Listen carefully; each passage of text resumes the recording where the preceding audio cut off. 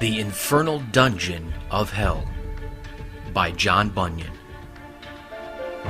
Depart from me, you who are cursed, into the eternal fire prepared for the devil and his angels.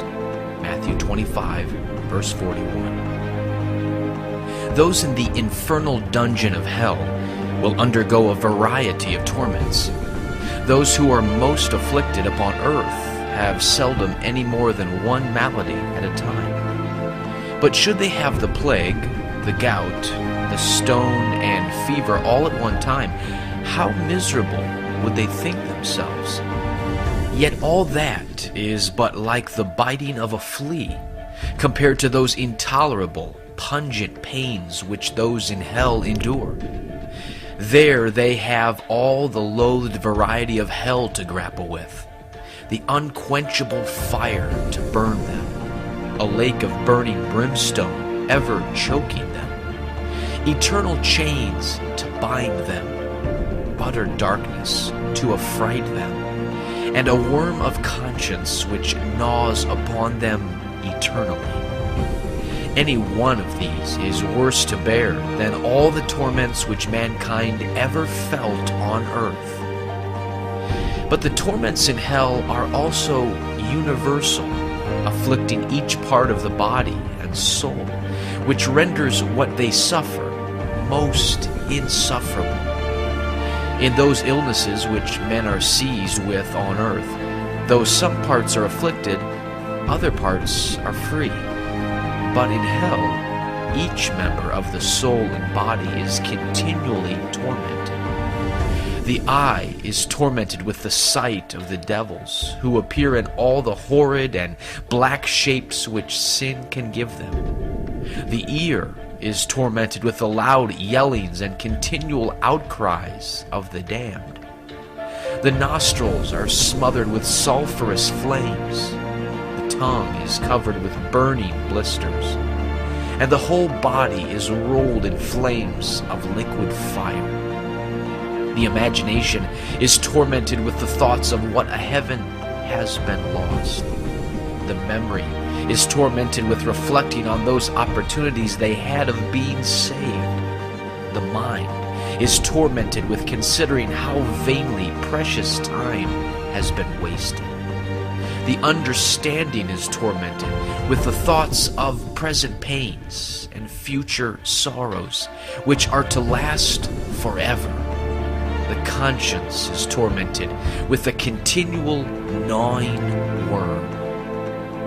Another thing which makes the misery of hell so dreadful is the extremity of the torments.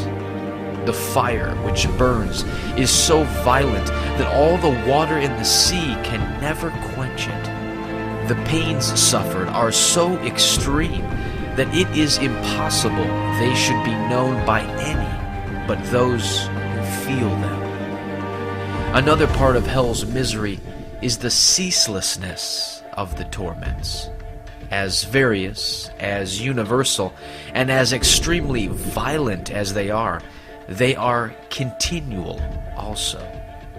Nor have they the least rest from them. If there were any relaxation, it might be some a lie. But what makes this condition so deplorable is that there is no easing of the torments.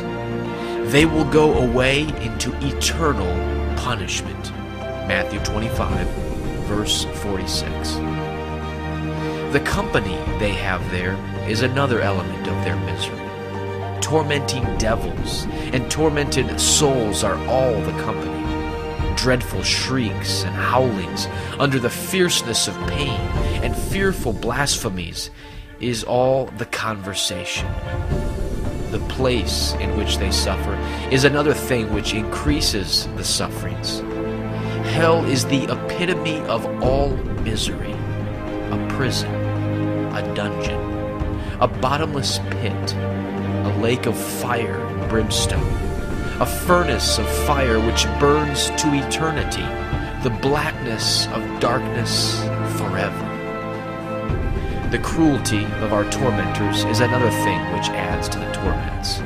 The tormentors are devils in whom there is no pity.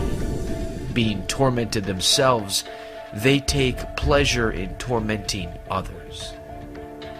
But that which makes these sufferings most grievous is that they shall always be so.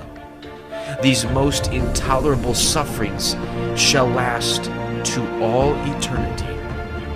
Depart from me, you who are cursed, into the eternal fire will perpetually sound in the ears of the damned. The miserable situation they are in shall be forever.